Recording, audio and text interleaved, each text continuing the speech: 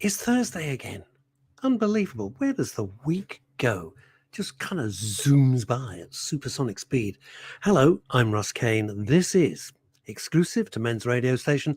It's the ABC of CBD. Here's the weird thing. When this show was first proposed to me, I have to say I thought I'll give it 4 weeks because that's probably what it's got. Today, it's week number 90. 90 weeks with this man. You know him, you love him. He is the hunk of hemp, the count of cannabinoids, the Maharaja of marijuana, Ollie Mammon. Hey, Russ. Russ, yeah. After 90 weeks, you can get the bar across the bottom correct, can't you? What does it say? Men's Radio Station, The Daily Show. Yeah. Oh, it says The Daily Show. Why does it say that? How very weird. Do you know why it is? It's because I'm very, very, very tired. But anyway, I'll sort that out in just a moment. You can have, I tell you what, I'm going to make you Richard Holmes, Director of Wellbeing at Westfield Health. That's going to be your new name. Or, I don't mind, you could also be Johnny Byrne, Product Manager at Audi. Which would you like? That could work. I could get a free car. I like that. Do you want that one? I do want a free car. Leave this to me, my young friend, and you carry on with your marvelous introduction, and I'll change this. What is up, everybody? Welcome to the ABC of CBD, episode 90. We've done 90 of these. Yeah! I don't know how it happened. Over the last few weeks, we had some incredible guests. We had Jamie Wood last week. We had Shiona Redmond the week before. 2 incredible brand owners in our space. 2 incredible thought leaders in our space. The innovation from both of them is sensational. You happy now? Yeah, the way that they both approach this industry is fantastic. So thank you to both of them for last week. I'm actually very excited because it's Product Earth tomorrow. We've discussed it over the last few weeks. It's Product Earth tomorrow, which is one of my favorite expos on the yearly basis. It's a really great cultural expo in this industry. We actually had Matt Clifton on maybe 5 weeks ago who was talking about it. And in a, you could call it a preemptive strike to tomorrow. The guest we have on today is actually doing a big talk tomorrow. We've had him on the show before, haven't seen him on here for about a year. So I thought, you know what, we'll bring him back on. So it's Christopher Tasker from Global Cannabinoid Solutions. Now, his talk tomorrow is how to succeed in the world of weed. And I just thought, you know what, let's get him on. Let's talk about how his last year's been, what he's been doing, how his education has been disseminated, because that's what he does. He teaches people, he educates people, he gives them the knowledge they need to succeed in this world. So how his education dissemination has been over the last year, what's new in his life, et cetera, what his talk's going to be about tomorrow, the work he's done with doctors in this space, and generally a discussion regarding education in this space. Again, it's a topic which we focused on quite heavily over the 90 episodes. And I just think it will be great to get him back on to kind of share an insight and for us to have a little conversation pre-Product Earth based on what we are expecting from it. And I'm pretty sure before that, we've got to play the sponsor. I'm sure you've heard before that good quality CBD needs to be really, really expensive. This is the new view of CBD. A product created by users for users. A product at an affordable price, available everywhere, at any time, at the simple click of a button. Just CBD and MCT oil. No additives, no preservatives, and no flavor enhancers. It's a simple subscription-based service. The cleanest possible CBD delivered to your door for the lowest possible price. Your product, your rights for the lowest possible price.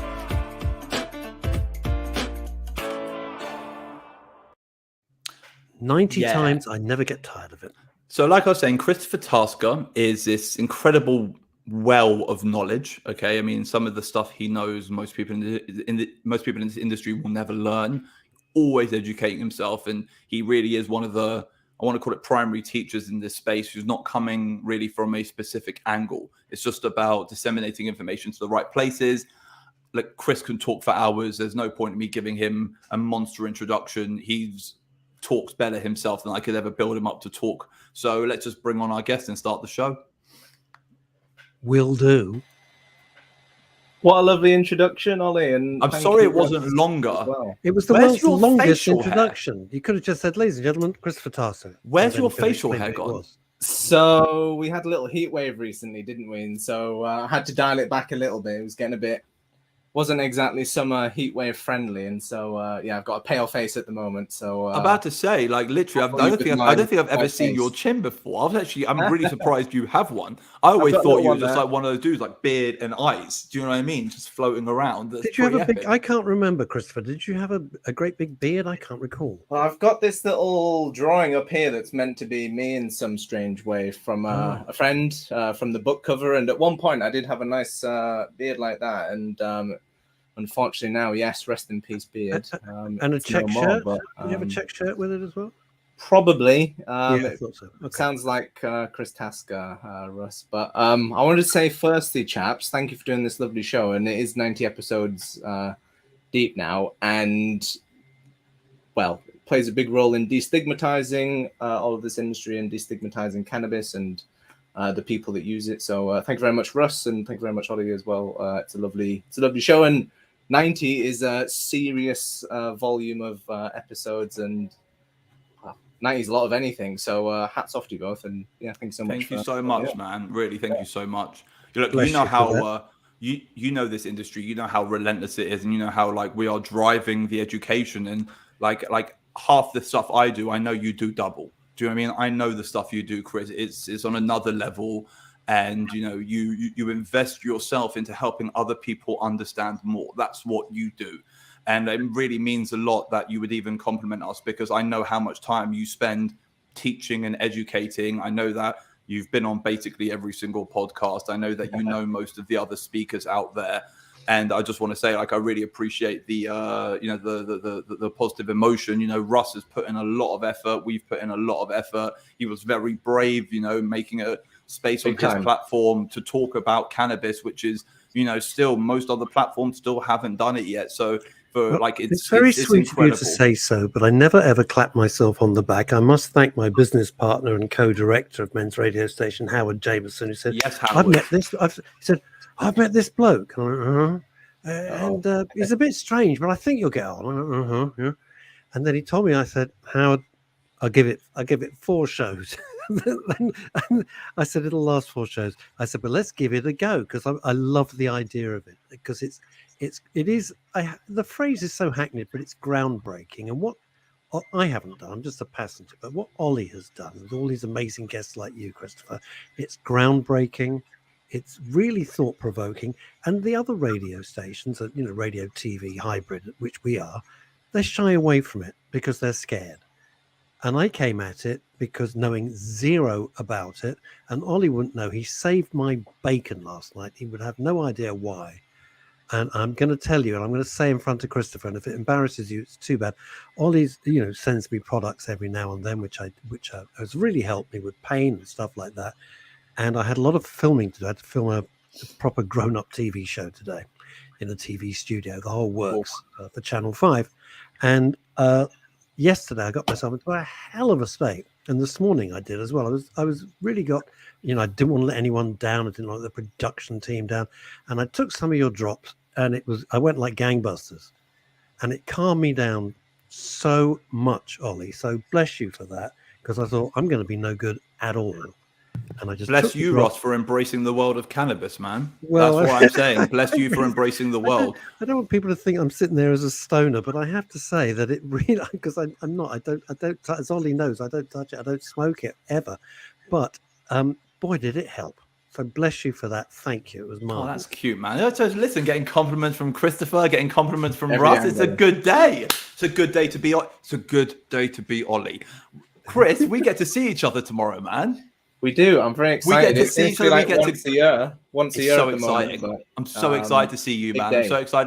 Like we had such a good cotch last year at Product Earth, man. I feel like I spent most of the most of the Saturday with you anyway. I'm looking forward to a little wander around with you. It's nice to walk around with someone who's got the same sort of eyes as you have. Do you know what I mean? We look at this industry quite similarly.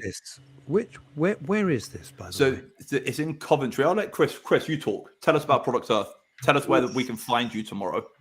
Well, my British geography is pretty atrocious, but we're in Stoneleigh Park, which is outside of Birmingham. I believe it's also not too late if you want to grab tickets. There's lots of discount codes flying around as well at the moment. But basically, it's nearly 4 days worth of cannabis community cannabis experience, and there's everything from the industry there, from the grassroots community, some of the patients who've been around since before the law change, who've helped carry the law changes forward, and also a lot of the new companies and businesses that have been built off the back of that. And so there's a wonderful, I guess, mix of entrepreneurs there, community members, thought leaders, and businesses and newcomers as well. So it's very cultural. I would say it's more cultural than it is commercial, as in, like, that's why I go for a walk around there. I go for a walk around there just for the community and the culture of it. It's like, don't get me wrong, there's always business to be done in every room we're in, but it's sometimes nice to be in a room which isn't overrun by the corporates. And I feel like that's what Product Earth is. It really is a community-based festival. And like I said, yeah, money gets made and yeah, money changes hands, but in reality, that corporate driven, I'm exhibiting an expo for the sole purpose of selling my product, that's not there. You will spend 45 minutes talking with someone who's running a stall about crypto. Do you know what I mean? It's just because it's just a community thing. It's like-minded. For an outsider like me, it's kind of like-minded people gathering together with the hub, if you like, the nucleus of it being the industry, but not necessarily hard selling. But then also, like Matt Clifton said a few weeks ago on the show, they've got a skate park there, and they've got an art exhibition there, and they've got a glass blowing section there, and they've got, all these other, you could call it sub-compartments, subcultures of our industry, which are a little bit more, you could call it artsy based. That's where they get to show their face. So I'm really excited to go and see the gallery. That's what I really want to do. I want to go familiarize myself with a lot of the artists in our industry. I'm excited to see the glass blowing because I love those guys. I always, this is incredible seeing how they form. It's an amazing sight, isn't it? And then generally, I get to annoy Chris, and I get to walk around with him and be like, who do you know? Who can I meet off of your back? That's basically what I did last year. Met some incredible freaking people. So yeah. Gonna get to ride the Christopher train. All on board the Tasker Express. It's all on board the Tasker Express. Now, this is a lovely bloke, really is. It's Stephen Smith, who I happen to know, and hopefully, I mucked up our meeting this week. I'm so sorry, Stephen. God, I screwed up my diary. I wasn't thinking properly. And Stephen's saying, "Wow, I so believe in CBD oil." Well, me too now, Stephen. I can assure you. And then he says, "Which one is it?" So Ollie will have to answer that. What I made for Russ was something very special. I actually made him a 30% broad spectrum, mathematically accurate product. It's not something we really sell. And I knocked together a whole bunch of terpenes in there. It was more of a sample to see how it actually helped him. I put in a whole bunch of purple punch terpenes and Bubba Kush terpenes. And I also put some mycene in there, and I put myrcene in there, and I put some. I actually threw in a whole bunch of limonene as well, just to make sure he didn't crash, because I didn't want him to crash. I didn't want it to be I wanted it to be something he could actually consume. So it was like a little, call it, inventive product I created for Russ with a balance of terpenes to kind of not knock him for six. So it's actually, to be honest with you, I'm kind of impressed that it worked for your anxiety, but it's amazing that it did. I got it. No, it's interesting. Stephen says this, and it's a valid question. I'm sorry, Christopher, but it's a really important point, because I'm an outsider to this. And Steve saying, was it because you were stoned? No, not at all. Not at all. I was really anxious, not because I didn't think I could do it. I'm going to be very open about this. It's a proper big primetime TV show, and I didn't want to mess up and let the team down. And I thought, well, this is stupid, because my anxiety, based on absolutely nothing, because I knew I could do it, would be getting in the way. So I just took this, and it doesn't make me, as Stephen is saying, do you feel stoned? No, I don't feel any difference, except stupid anxiety goes out the window and I can be me. Stephen, you're making Russ so defensive. You're making Russ so defensive. I love it. I love seeing Russ on the defense. Stoned? Me? Never. Never. No. People... It's important that you don't just think you're sitting on the sofa saying, "Oh, the colours, they're nice," and then realise you've missed an appointment. And now Stephen is saying, "Can you get it online?" No, you can't get it online, Stephen. You can reach out. You can't get it online. The closest product you can actually get to it is the Activist Purple Punch. I would say that's like the closest one. The Activist Purple Punch, 3,000 milligrams. That's the closest formulation to what I kind of gave to Russ. Okay, so just to put things into perspective, or a general 3,000 milligram heavy on, you can call it subduing terpenes. That's what I would suggest, with a little bit of a peak to not knock you out. What I'm going to do, make life easy, I will introduce Stephen to Ollie. You can talk about what That's it, and I can give you a couple of brands you can there go we are. for It if can you're all good be, in the marketplace. it's like going on down Savile Row and having a handmade suit. That's the only way I can think about it. Right, I'm shutting up. So, Christopher, first of all, tell us about how to succeed in the world of weed. I don't want to destroy your seminar tomorrow, but like, what's the plan for it? You know, like, why are you getting stage time? Why are you getting the microphone and I'm not getting the microphone, etc., etc.? What gives you the right? Okay, what gives you? No, but seriously, like, what made you decide on this subject matter? You know, like, what are the key points you're going to discuss? And, you know, if anyone's at Product Earth tomorrow or on Saturday, I suggest you try and find Chris because he's incredible. I mean, like, I send work to Chris all the time when people need things written up and people need information, or when people need something, you call it delivered in a more narrativizable way, something which is a bit more understandable. Chris is always my go-to because he has this beautiful way of making information digestible even when it's complicated. On this show, what we do is we simplify. So when we simplify, people understand. Chris has got this incredible way of making you actually understand the complicated. Just want to throw that out there because he really is he's very special and he's a proper asset to this industry. So tell us about how to succeed in the world of weed. I'm going to go on mute because if not, I will interrupt. Haha, well, cool, Ollie. Thank you very much. Pressure's on. How to succeed in weed? Well, over the years, anyone that's been in the cannabis industry will have seen the rise and fall almost of many in the field. So very much like a marathon, before you start out, it's pretty good to have some experience, have a few runs under your belt, and have some preparation before heading out on a new mission, such as the cannabis industry or a marathon run. And so basically a lot of, and this goes for anything that you're starting new, there's a psychological phenomena that, and there's a cool graph as well that I'll be showing as well tomorrow, basically around the Dunning-Kruger effect, how as humans, when we're starting out anything brand new, we are particularly susceptible to misinformation, overestimating our competence. And when you're starting out anything, you're going to have troubles. The great example is the learner driver, the young 18-year-old who gets a really fast car that he's not quite competent in, and he goes and crashes it, wraps it on a lamppost. And so same goes for this cannabis industry. And Ollie, we've seen how much money's been wasted and thrown into cannabis businesses, all just spinning their wheels, basically. And what's really lacking in the cannabis industry at the moment is depth of knowledge and breadth of knowledge. And a lot of those running the companies are missing out on that information, overlooking that information. And what we want to do is make sure that this is all properly leveraged, properly utilized, of the, well, social benefit, but also business benefit as well. So how can we translate some of this wonderful science and all this wonderful information that's out there and get past this sort of focus on CBD or a lot of the misinformation that's out there that sort of stifle progress. And so what we want to do, clear that out, make some progress and help people get there a lot faster without the bumps and scrapes and sleepless nights along the way. So it's all about arming consumers, businesses, entrepreneurs, investors with this information, making sure that we're really doing the best that we can and representing all of this science and information as best we can as well. So going from educating, but then also to applying that, where do you start? How can that be actually developed and translated in something valuable socially and industrial as well? So that's what we'll be skipping over, and we'll be doing a little safety demonstration as well. Maybe not a demonstration as much, but a little safety run through too, just so there's a lot of consumers there, a lot of products, and so we just want to make sure that we're reducing any potential harms that are associated and making everyone as safe as possible. It's so true, Chris. It's so true, because what you like, the amount of people who are like, they see the money, all right, they see the money and they're like, I want to get involved in this, but this whole idea of, you know, why, how, what you're going to do that's different from everyone else, and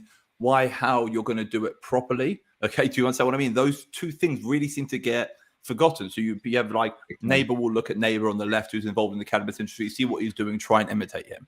They don't know if who they're imitating is doing it correctly or not, and it creates this ongoing, you could call it domino effect, where, you know, the pieces are just falling down. Why? Because no one's doing it properly. And it's very, very easy to look at the person next to you, think that they're doing it wrong, think you can do it better than them, but not actually have a foundational understanding to know what they're doing anyway. And everyone forgets the cannabis industry is so new.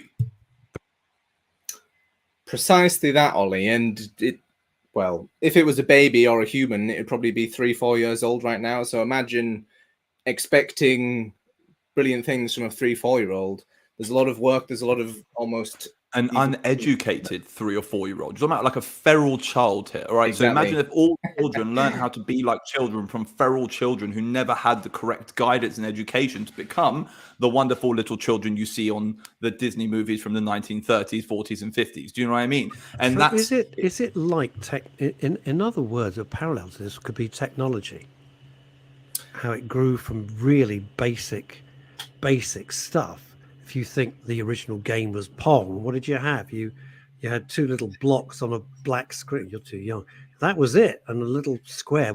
And now you can't tell the difference really between reality and virtual reality. But you couldn't just go and create virtual reality. You needed those stages in order to build on top of and build on top of and build on top of it. Anyone who thinks they can jump straight into building the best VR system without actually, you could call it respecting those who came before them and understanding what they did wrong, because it's the mistakes. The mistakes are the most valuable part of all of our journey. None of you guys want to know what we did right. None of you guys want to know what we did wrong. You just want to go and do what you guys did. And that is dangerous, because I've made so many mistakes that you don't want to make. They are the worst mistakes ever. And I am not in, like I should be in a better position, but I didn't know those mistakes were. When you said that, I'm sorry to jump in, Christopher. I act as sort of everyman here. When you say mistakes, do you mean business mistakes, which is one thing, or do you mean technical mistakes, which is something quite different? Both, and that's the issue. Like technical mistakes in terms of formulation, and business mistakes in terms of my direction in this space. For my first year and a half, I didn't. I was learning, but I didn't know which way I was going. There are certain moments where I think I did. You call it leap ahead, when actually I should have just maybe taken a little bit more time. And there are certain things we did leap at, and we didn't get wrong, but we didn't do them as well as we could have. Why? Because knowing now 5 years ago what I know now, you know what I mean? Like I would have done it completely different 5 years ago. I wouldn't have done it the way I did it. Why? Because I made that mistake, learnt my lesson, and now I'll never make that mistake again. People who are starting now have never made that mistake. So they're just going to go and start from the beginning, and they're not asking the questions of where am I going to screw up? It's called standing on the shoulders of giants. That's what I would take away from that, because that's what they're doing.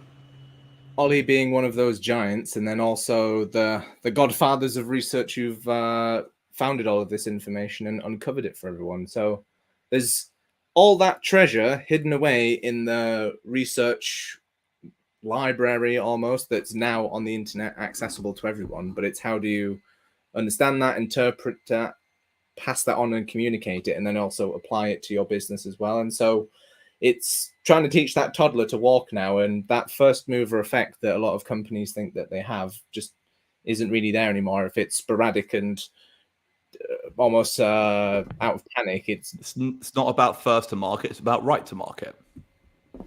And the fit as well. And so essentially all of the talks tomorrow are about filling those gaps between the research world and the consumer and industry. And so there'll be psychedelic conversations around just mental health sciences, neuroscience as well. And so it'll be a wonderful spread of all things consumer, patient, and also medical and research related as well. So Product Earth just ties together all of those elements. And I think that's what feeds into that nice culture that Ollie was talking about as well. It's just a melting pot for creative, open-minded people, and then lots of very informed people from different backgrounds and perspectives. And so, Russ, if you're in the area, I'd highly recommend, and I'm sure we can sort out a good chaperone for you as well. Me and Ollie, that's very sweet. But I'm nowhere. Trust me, I ain't leaving London tomorrow. It's too far north. Well, it's north of Hampstead. Let's be honest. It's north of Hampstead, and I get lost. He doesn't that's come very, as far as I very live. kind of you. Thank you. I really do appreciate it. Thank you. We'll get you there at some point, Russ. Probably. No, you will. If not this year, next year. Amen. I would look forward to that. And to be honest with you, it'd be a huge education for me. And Ollie can just laugh and poke fun at me for about several hours, which of course he loves to do. That's Ollie's major hobby these days. It's like literally the only reason I still do the show. I know. He just enjoys it. I don't even know. I mean, I do, but I mean, it's Yeah, I love taking the piss out of Ross, but let's not talk about that. Let's not get too much And it into hardly that. shows. That's the main thing. It hardly shows. So, how many of these talks are you guys doing tomorrow? Well, I think we've got about 10 over the course of each day. And then there's also evening events. And as you mentioned, there's lots of different activities there as well.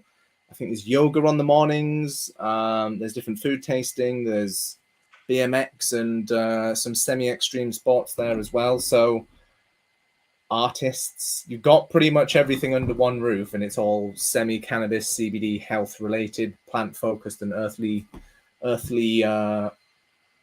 intelligence and focused on spreading the knowledge of the world almost. So it's a I guess hippie business blend, but also a lot of intelligent, incredibly well informed and well qualified people there. So what I wanted to say about perspective, because I had a little point before Ross said about taking the piss. So I went to another CBD expo recently, and the talks at the CBD expo were gaining social media presence and how to boost your online business, how to get the most out of SEO, novel food. There was an FSA talk. There was but all of the conversations were commercially focused conversations. How to make your business better. There was nothing about how to make your education better. How do you know more about your world? That wasn't discussed. And that's why I really like Product Earth, because it hasn't run ahead and convinced the world that the cannabis market is 100% there and saturated and 100% solid. It's still at the stage where it's like the cannabis world is still in its development. You still have all of these parts. You have medical, you have recreational, you have the capitalistic side, which is CBD, and then you also have the wellness side, which is like the caregiver side, which kind of takes everything together and molds it into one. You have 4 different corners of this space, but if you really wanted to call it an octagon, you can find 4 more. Or if you wanted to call it a tetrahydron, you can find as many sides to this industry as you want. The issue is a lot of these other expos only focus commercially. Hence why we've never had another expo organizer on except for Matt Clifton.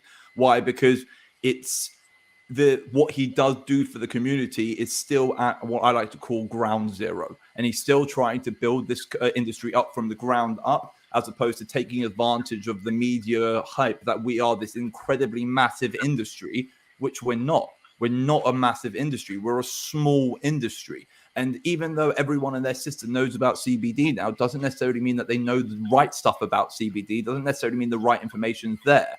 And I've got a lot of respect to the, Product Earth team for not running ahead and waving this massive flag saying we're the biggest industry in the world, because we're not. We're one of the smallest. And it's so important that this industry gets nurtured, because we're not an adult, we're a child. And children cannot be left to their own device. It's just not the way it works. Children need to be nurtured, they need to be cared for, and they need to be grown into adults. They need to be, watched and guided. And that's what our industry is. And I just wanted to throw this out there, because the talks, if you look at all of them, they're all information dissemination. There is nothing commercially focused about them.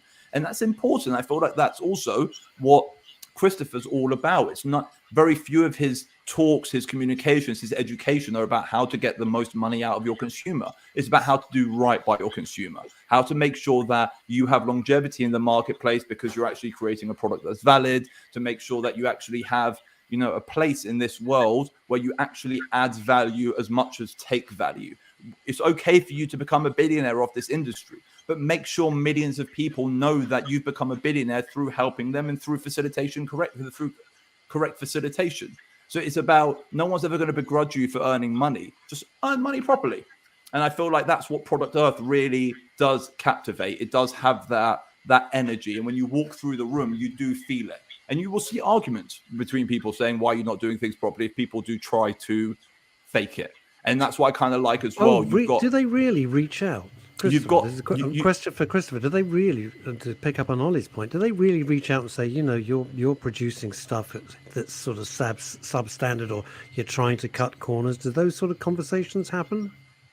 Between businesses, I think sometimes, but what's fundamentally missing is that impartial consumer voice. At the moment, there's a lot of artificial constructs almost that are supposedly there to provide oversight and accountability, but those are all industry owned as well. So it's hard to keep the industry accountable when there's no, I guess, third party to come and overlook it and oversee it. Obviously, we've got the regulators, the policy writers, but they don't know either. So it's hard to make sure that there's that trickle down almost of safety and accountability and value as well. There's a big focus on money, but not so much of a focus on value. And the value is what draws the money to a company. It's not about pumping products as cheap as you can. There's got to be some appeal there and something else for the consumer to actually buy into that product and want to exchange their money for your product. Same goes for patients and medical cannabis as well. What value is actually being provided? Because there's a lot of cost involved behind a lot of these products. And if you are health dependent, it's going to start stacking up over the years if you are relying on these products. And so, yeah, what are companies doing to make that more valuable and sustainable, effective, informed and safe as well? And so going back to your point there, Russ, I think there's a big echo chamber really in the cannabis industry, and it's how do you break out of that echo chamber and provide some alternative thoughts and ideas to it where we can go, okay, we all like CBD, let's get past that and start looking, well, how are we educating consumers on our products? What are our educational guidelines? Are there measures in place to make sure that those retailing the product are informed and not making crazy claims? Because great products are being made, but then downstream, ridiculous claims are being made by a beautician or a hairdresser or a sports supplement company because they're not trained or informed and they don't necessarily know what's compliant, what's true, what's false themselves. And so it's all the way down the supply chain, or all the way up the supply chain and down the supply chain as well. And I heard something recently, something recently. Chris is going to hate this. Ross, you're going to laugh. Oh yeah. So we got approached by a customer. And I was like, great. And he was like, I want to create like a diet range. And I was like, okay. And he goes, I want to create a diet range around CBD. And I was like, okay, have you dieted with CBD? And he was like, with CBD? And he was like, no. And I was like, all right, do you want me to create like a weight loss capsule for you? As in like, it'll take me a bit of time, but we can do something with adaptogens and this and that. He goes, no. I want to create a weight loss brand around CBD. But I was like, but CBD doesn't necessarily help with weight loss. He goes, it's fine, I can market it. I was like, what do you mean? He goes, I know how to market it in a way that this will sell, but I just need you to create me the brand. I'm like, but the brand's not going to be efficacious. And he's like, but I'm not asking you for it. I want a CBD product for weight loss. Can you design me the product? I was like, do you want a CBD product which actually works for weight loss? Or do you want a CBD product that you can label as selling for weight loss? He's like, either. And I'm like, that doesn't help me. And I said, Russ will laugh. Chris is feeling sick because Chris is feeling what the hell is happening. I was just like, look, I can if you pay me the design fee, I can design you something with adaptogens and nootropics and potentially some hunger eliminating compounds, etc. Mm-hmm. Or he goes, that's really complicated. I was like, yeah. He goes, it'll take time. I was like, yeah. He goes, no, I need to take the market straight away. I was like, but we have no claims around it. He goes, no, it makes a difference. It's fine. But it's not fine. Snake oil sales. It's not fine. Do you know what I mean? But now I know that look, I caught we end up not doing the deal. He's gone out somewhere else. He's done the deal. All right. He is out there in market selling his weight loss CBD product, which is not a weight loss CBD product. Fortune. Huh? But so I'm not mentioning a name. I'm not. No, don't say who it was. But I mean, he'll probably make a fortune because the public, me, has no idea. If it all looks marvelous and the packaging looks marvelous, and you get some quotes from some Herbert somewhere, as I lost 20 stone in the 4 minutes, and you go, wow, that's good.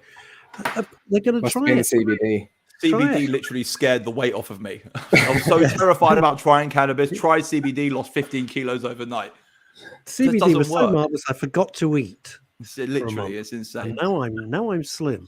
It goes back to your point, though, Ollie, as well, about the industry almost preying on consumers rather than providing value and solving problems for consumers. And there's so many elements of our young industry where people are seeing short term, I can go in, make that exchange, and then get out and sell it and move on and find another product to sort of spin. So I guess it comes down to consumers as well, giving them the information so they can hold the industry accountable. So it's who's easier to educate, how is easiest to reach the most people, but everyone on all sides basically needs a full induction almost, and some degree of training. Who's responsible for that? Who oversees that? Who decides what's in that? Then, well, it's a free country, I suppose. So everyone should have an interpretation of that, but some sort of standards around that would be absolutely fundamental. And we do it for alcohol. If we're buying beer, are you over 18? Did you know that it's bad for pregnancy? And mixing it with other drugs also isn't a great idea. So there's just a lot of consumer-focused thought that's really been overlooked and missed out on. And the vulnerable consumers of the world are unfortunately falling foul of that at the moment. So big goal for Global Cannabinoid Solutions, and why we even started the company and started in the first place, was making sure consumers and patients are equipped and armed with this information so that they can hold the industry as accountable as possible, and then so that those in the industry that want to make a change can then implement that, advance and move forward and evolve as well, independently and uniquely. So and this is what the Canna Manual was all about. That's why we wrote in obviously got bored during lockdown as well. That's a great time to write a book, but it was all about passing this information on and making sure a consumer can understand what they're spending their hard-earned money on, rather than just be there to fall foul of the industry in front of them. And the trouble is, Christopher, you've got the perfect storm here. And again, I'm encroaching on your area, but this is how I see it, right? The perfect storm consists of, one, people like the person who approached on, who is perfectly legit. He's not a criminal. Let's be very clear. He's trying to cut corners, which Ollie didn't want to do. Quite rightly so. So you've got that on the one hand, the people who want to make a fast buck because they see a niche in the market, at which they can manipulate as they will. And then you've got the public who are, A, not well versed in the subject, B, they're willing to believe in magic. You know, if you could give them a product, then it's magic. This will relax you. This will take away your anxiety. You will lose weight. You will sleep like a... But I mean, you know, the list goes on. So you've got these two things. It's a perfect marriage for these. You know, and it's only people like yourself and Oliver, in all honesty, and I'm not blowing smoke up your posterioso, but you're keeping standards. Because Ollie could have done the deal. Of course he could have. That's the point as well. Chris knows I wouldn't do the deal. Chris also knows exactly what I said to that client. And like at the end of the day, after I spoke to that client, he wouldn't want to do deals with me anyway. It's one of those situations I'll get in trouble for. Get in trouble for losing a client. But I'm losing a client, but in general, like I'm saving my soul. So I mean, like, long-term value. I would lose a client to save my soul every single day. Let me give you another example of this, if I may, because I try and bring it back to the outside world, because you mentioned a very interesting thing. Christopher, you said, you know, we're all in our own, well, you guys, I'm not in the industry, we're in our own echo chamber, and you go, oh, I like this. Yes, I like that. And there's nobody from the outside taking an objective view, apart from obviously government. You know, many years ago, my career was as an advertising copywriter, and I went along, I was introduced to the biggest agency in London, and the account was cigarettes. And it's the only time in my professional career I was told the budget is whatever you want. You can charge and make, they wanted me to make films for third world countries, as it so happens, to spread cigarettes. And I came out with the person who'd done the introduction. I got up to the traffic lights in town. He said, you're not happy? I said, I can't do this. I can't do this because I know, I'm not being rude, but I know my writing would have been very persuasive and it would have convinced people to do stuff which I was against. You're the only reason I started smoking, Russ, in the mid-90s. The only reason I started smoking. Without you, would have never started smoking cigarettes. I know, it's all my fault. Well, luckily, I never wrote one word. I walked away from, like Ollie probably has, I walked away from a lot of money. But the point is, you have to be able to be comfortable yourself. When you look in the mirror, you can't say, yeah, I think I'm responsible for really some terrible things. You know, that'll happen of its own accord. You don't need to rush to embrace it. So I get the point very clearly. Chris, I wanted to ask you a question. Please. So you said to me that you've got stalled in the medical zone tomorrow. Yes, indeed. So what will you be doing in the medical zone? Will you be offering advice to whom, for what? And what I was thinking is me, you, and Russ can talk through a little scenario, like a little bit of a role play. Idea. So imagine, let's say, I'm showing up to you. I'm like, hi, my name's Ollie. This is my grandpa, Russ. Okay. Shut your face. All right, Russ suffers very badly from dementia Wait and a minute. arthritis. Hold it. Hold your horses. It's a role play. It's Back it role up. play. I don't like the grandpa bit. Fine. So this is my great uncle Russ. Chic. Oh, great. This is going really well. Suddenly we're in a Dickens It's a novel. role Right, play, carry on. Russ. Carry it's a on. role play. Carry on. But I know nothing about cannabis, and neither does my senile old grandpa. Would it be possible for you guys to have a little conversation with us about how this world might be able to help us? Why, absolutely. So at the stall, Grandpa, sit down, stop walking away. Hang on. No, hang Grandpa, on. hold my hand. Hold my hand, Grandpa. Is there a toilet? I need the toilet. Do you have? There we are. I'm really making. It will be handed by the medical zone. We'll have a few loose bowels. I think there's always a few people with gastric conditions that have to pull the emergency cord every now and again. At the stall, though, we won't have any adult nappies, things like that, Russ, unfortunately, or anything that's or anyone else attending. Poor Russ! Gosh, is that the time? Look, I've got to go. That's a shame. Anyway, have a great show, everybody. Come on, Russ, stay. Oh, he's gone. Fine. So listen, he'll be back in a minute. I'm back. He'll be back. Fine. So basically, like, in all fairness, let's play a little role play. Hi, my name's Ollie. This is my friend Russ. We're both interested in medical cannabis. We both know nothing. We saw an advert for Product Earth, Googled it, and we saw that it's actually a cannabis expo. So we've come down here today to get a bit more of education. Like, are you telling me I can get legal medical cannabis? Is that what you're saying? That me and my mate, because he's obviously too young to be my grandpa or my father or my great uncle, my much younger, much more handsome friend, all right? Here we go. All right, who's got an incredible radio station and has the best taste in co-hosts, all right? So my mate, all right, what does desperate, Christopher? It's desperate. Do you know what I mean? Like, let's work. Like, how does it work? You know, like, do people come up to you, ask you for advice? You navigate them. Like, talk us through the scenario. How can you help us? So, as consumers, chaps, there's a million different options in front of you. So, firstly, Russ, sorry for the low blow. I was just chiming off of Ollie, and I got excited. But I'm a terrible. I've ignored Ollie for 90 weeks. You have a get out of jail free card. Well, thank you. I have to tolerate it. I think that's the glue, though, that keeps the 90 episodes going. Is that occasional banter, maybe below and above the belt, but below the belt. The stall. So at this event, we've got God knows how many exhibitors, many. A lot of them providing products, but not many providing scientific information or some impartial guidance in some way, shape, or form. So we obviously got the wonderful seminars that are there, but the medical zones around the seminar region as well. So part of why we have gone for a stall and what we've been graciously awarded a stall, the number of people, newcomers to the industry, it's very hard to find facts, clear information, and particularly if you're a product provider or medical provider, it puts you in a strange area when it comes to actually giving patients advice and impartial advice, because obviously they want to sell their product. At the end of the day, fundamentally, that's their business. So there's always this jostling of interests, I suppose. And what we want to do at that event tomorrow is basically just use the afternoons, the days as myth-busting opportunities.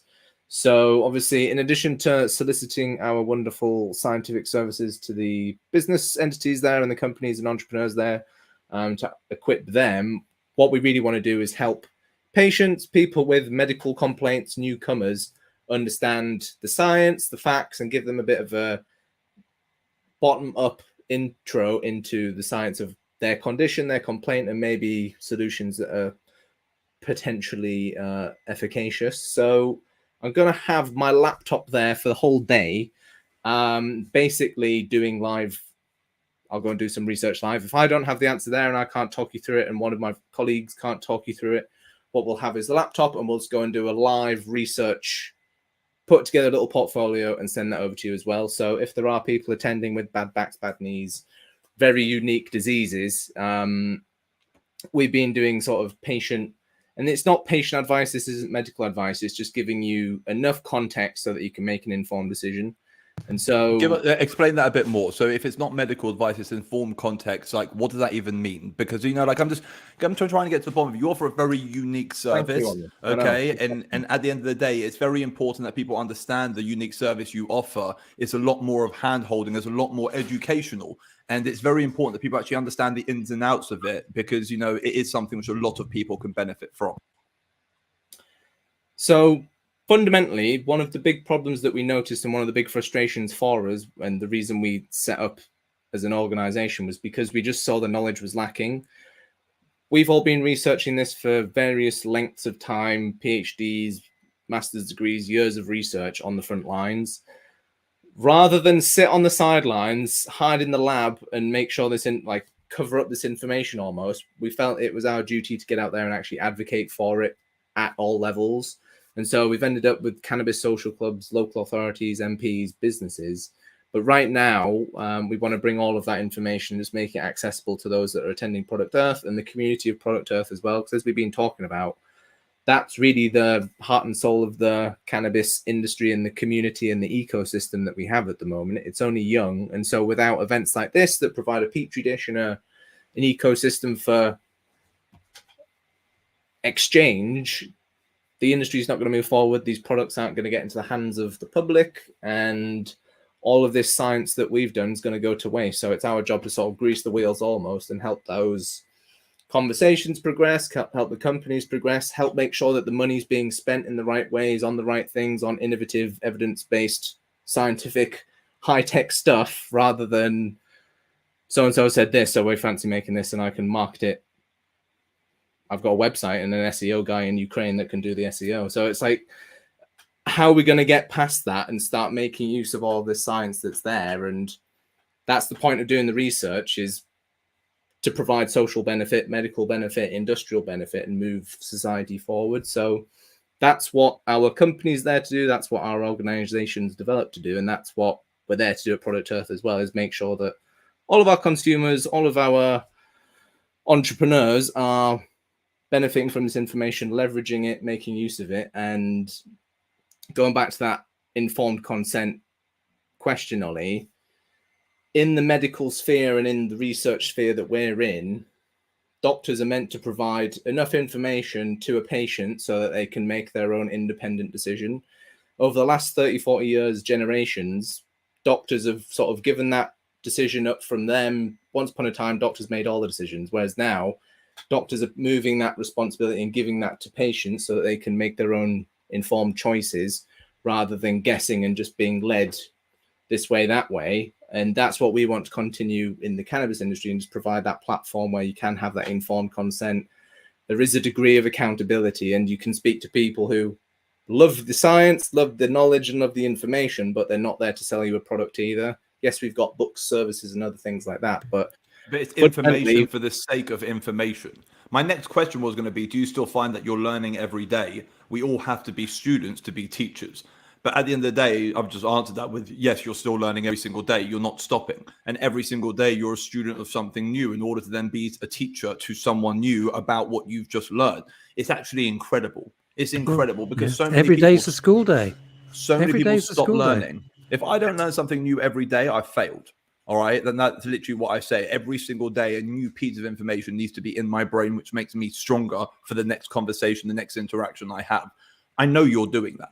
You know, I know you're doing that. I knew you were doing that before you even said what you were doing. I still can't believe that you'll sit there and go and compile a research project for someone who, you know what I mean, just is unaware. I think it's incredible. Just research for the sake of research. I think it's amazing. It's really amazing. And I feel like it's so missing because so many people, like Mr. Diet Pill, just want to live life on the assumption, and not even the assumption, the lie. You know what I mean? There are so many people who live life and who in our industry. Can I go back to that? Of course you can. I don't want to rake over, you know, the ashes of this, but would it have been a lie? Would it actually have been a lie? Or given enough time, could you have produced? I'm really very curious to see if it was a complete snake oil product or if it actually could have actually worked. The fact that he didn't want to put the time into the understanding of it meant it was a lie. There wasn't a 6 month, I want to prove this works. I think this, or there wasn't even that CBD helped me lose weight. So I want to create a weight loss product. That was one of my questions. Have you personally lost weight with CBD, and that's why you want to push it Has there forward? been He's any like, no. testing? But What's the why? Yeah, has like there been any testing? why? Why did you want? Like, why has this come into your mind? Because it's new. I can see why. Because Yeah. it's new, it's trendy, it's I don't have to actually do any exercise. This is marvelous. I can sit on my ass eating McDonald's and take a little bit of this, and I'll be a supermodel. It's not Marvelous. a weight loss supplement. That's why I just didn't want to and even if it was, and let's say I screwed myself up and you take 1,000 milligrams of CBD every day and you lose weight, at the time, the dude didn't want to invest that much effort into finding out what was actually a pertinent, logical, efficacious dose. See, So, one of the things is that I totally understand that some of these things are psychological and they have a placebo effect, except, the only, I'm sorry, I do sound like a salesperson here, but the other day, because I'm a clumsy idiot, I smacked my, we're all wearing shorts at the moment, and I smacked my knee straight into a coffee table. I saw stars. Look, there's Bobby Crush. And it really damn well hurt. So I immediately, apart from swearing like a trooper, grabbed the balm, put it on, boom. Boom. Balm's incredible. To And be honest with you, I I'm not going to do my own. I can't say to Everything myself, I make for you, Russ, is going to be an incredible product. I'm not going to send you something that's not going to work. Do you know what I mean? Also, everything I send you is purposely designed for you. Do you know what I mean? It's not an off-the-shelf product. It's been designed with you in my mind. So what, you made a balm for someone very clumsy? No, I made a balm which was 10%. It's a 3,000 milligram balm. That no one does that in the marketplace. Do you know what I mean? I use like 20% essential oils in there. No one does it in the marketplace. I use a specific combination of carrier oils, all of which have anti-inflammatory benefits. So I created the product from the ground up to be functional for you. Don't know how you do it, really. Fortune to release it onto the open market. Do you know what I mean? Like that on the open market would be £165 product. How much? 165 quid, probably retail. Oh my goodness me! But it doesn't cost that to make. That's why I made it for you. I made it for you because it's affordable to make. But once you go through all the channels and everyone adds their 10x and their 10x, of course, prices go through the roof. Of course. But it's blooming good. Got to tell you. Yeah, really, I didn't take any painkillers. It was really good. Well done. It's a very similar product to what I make for Veronica. There we go. I knew she was going to come up. It's a very similar product for what I make for Veronica. What I make for Veronica is slightly different. Well, bravo to you. Seriously. The endocannabinoid system approves. It sounds Hell like. yeah. So, how's everything been with GCS this year? I don't want to jinx it, but everything's been rather easy. We've stayed out of trouble, no dramas. Everything's been just digitizing, which is making things a lot more efficient, and we can reach more people with the few that we are. So there's not many of us cannabinoid researchers in the UK, so we're having to work out ways to be as efficiently accessible and as useful as possible. And so that's been quite fun, I've got to say. And we've got an intern at the moment, Jake, who's been an absolute superstar, who you'll meet as well on Friday and Saturday. Jake's 24. Amazing. Also from Teesside, so there'll be 2 Teessiders there, and probably a few more as well, I imagine. We've got quite a good little cannabis community up here. But the theme has been innovation and making sure that all of this knowledge, technology, and science is actually being applied and turned into next generation products, tools, information, and also services as well. What can we? The industry is basically a big petri dish for us to experiment with. We've sort of moved the experimentation from the lab to businesses now, and helping almost synthesize new services as businesses evolve. So it's an interesting melting pot. We get to see what scientists can do in a business setting in a unexplored toddler industry. So it's just it's a load of fun. Experiment. That's the best way I can sort of describe it at the moment. So really enjoying what we're doing. You can take the scientist out of the lab, as the saying goes. Science at the end of the day, a scientist will always experiment to shit and like to blow stuff up. So yeah, well done, man. I like it. Like you said, there aren't that many of you guys doing it. You know, like I know I research, but I'm in a corporate structure. Do you know what I mean? It's not the same. And the fact of the matter is my research is functional for a reason. Your research is functional for a completely different reason. I've got so much respect for you for doing that. I really do take my hat off to you. And every time I see something of yours pop up, I smile because I know who's behind it. Do you know what I mean? I know that there's real soul and efficaciousness behind it. So yeah, really well done. What else do I want to ask? I was just going to say, I haven't heard the word efficacious used so much since Mary Poppins. I'm really impressed. It's a good word. Really impressed. Just mentioning it. There you go. Wow. Smart conversation. Business. An efficacious conversation as well. Like there's not enough of that, I guess, and maybe that's why we use the word a lot, Ollie, is because it's a pretty the industry lacks that value and the efficacy that should be there. So I guess it's maybe it's we're a theme just of trying the to drum it down well. people's throats. So if we say it a million times, maybe they'll listen to it once. We'll get there eventually. I've got a question, and this is not I'm not being facetious. I'm being absolutely serious. Have you guys, you brain boxes? I'm only looking because my little mini schnauzer's wandering around because she's only ever about 8 feet away from me at any given time. Have you ever looked at CBD products for animals? You know, for pain or calm them down, or is that a whole mess that you don't want to even get into? I made you drops for Ebony when she was dying. Do you remember? Yes, you did. Yes, you did. But that was as she was dying. They actually thought we were going to lose her. Exactly. They really did. You got an extra year out of stuff. Yeah, I hadn't forgotten. But what I'm saying is I took the risk, and I said, "Bring dogs back to life." You're like the Lazarus of Hertfordshire. I'm nothing like Jesus. It was a joke. I'm no, so no, sorry. no, I he's said not that. When saying, Lennon he's not said that, saying he went. That anybody don't. I'm not saying that. He's it's not a joke. Just it's a joke. I'm joking. I'm trying to take it back. I'm so sorry. I'm so sorry. You didn't say anything rude. I would. You know what I'm like. I always go, oh God. But you did. But then I took. You know, we just talked about it, and I took the responsibility for that. You know, I didn't go into a shop and get it. I discussed it with you. She was very ill. It's a great question, Russ. Thank you. Certainly a very good question. One that I get quite a lot on social media actually as well. So quick one, and Ollie, I'm sure many knowledges from yourself.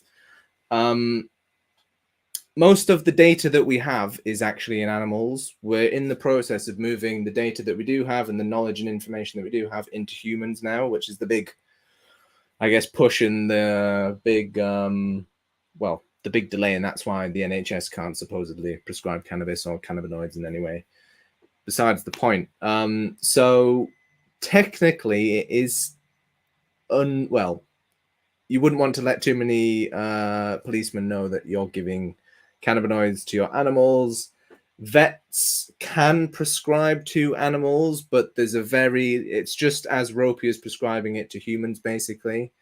And you have to think about it at the end of the day. And every case is different. Everyone's unique. But as a general trend, you shouldn't give your animals or pets CBD, cannabinoids, drugs, just because you don't know where their tolerance is at. They're smaller. They won't need as much. And you see those dogs that eat a brownie, for example, and they're toast for a significant amount of time. You don't know what that dog's going through psychologically as well. So it's like probably traumatic for the animal. But on the whole, on life-saving scenarios, I've seen lots of people treat their animals with different ointments and things like that for cancers as well. I've seen some really remarkable sort of skin tumors just shrinking. But at the same time, none of this is evidence yet. None of this is really in law yet. So it's this big gray area where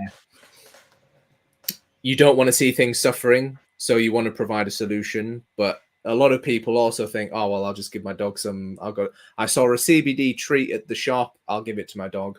You don't know what's going to be in that. And not everyone's got an Ollie that they can tap into and go, Ollie, what do you think? Can you Or die? a Chris. Or a Chris. Exactly. Not everyone's got us.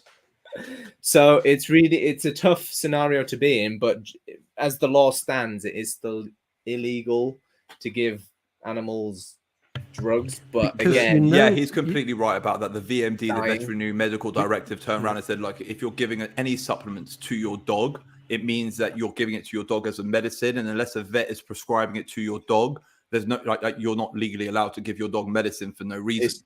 a big murky area. But you can they- see, but you like it. It's really fascinating. It's just got my mind racing because, like the chap who came along to Ollie for diet products, the whole of pet food and pet everything else is a vast. I mean, America's blowing up though on the pet side. You know, like America is really blowing up. You know, like our work in America at the moment's massive on the pet side. But I mean, I feel like I actually feel like if you want, we can task Christopher to go and do research on pets, and we could do an episode in 2 weeks. Oh my goodness me, we'd love that. Do you know, guys, we are out of time. Christopher, it's been a pleasure. You've been incredible. Beard or no beard, it's been an absolute pleasure. I hope you thoroughly enjoy the exhibition, the show, the gathering, the get together, call it what you will. We'll get you there. Thank you so much. Ollie, thank you. Congratulations. 90 shows. Bravo, mister. For the 100th, we'll do something very special. Amen. We'll be back next Thursday. Until then, try and stay out of trouble, everybody. Bye-bye. See you all Thanks very much. Product Earth.